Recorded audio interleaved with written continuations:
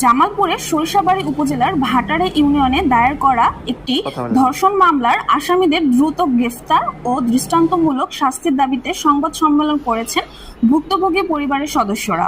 মঙ্গলবার বিকেলে জামালপুর শহরের একটি মিডিয়া সেন্টারে আয়োজিত সংবাদ সম্মেলনে ভুক্তভোগীর মা অভিযোগ করেন, অভিযুক্তরা তাদের আত্মীয় হওয়ায় পূর্ব পরিচয়ের সুযোগ নিয়ে তার মেয়ের সঙ্গে বিয়ের প্রস্তাব দেয়।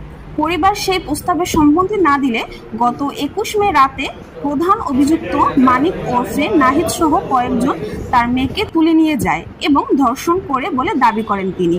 ভুক্তভোগী পরিবারের দাবি, ঘটনার পরদিন সরিষাবাড়ী থানায় ৭ জনের নাম উল্লেখ করে মামলা দায়ের করা হলেও পুলিশ এখন পর্যন্ত মাত্র একজনকে গ্রেফতার করেছে। বাকি আসামিরা প্রকাশ্যে ঘুরে বেড়ালেও তাদের গ্রেফতারের কার্যকর পদক্ষেপ নেওয়া হচ্ছে না বলেও অভিযোগ করার তারা।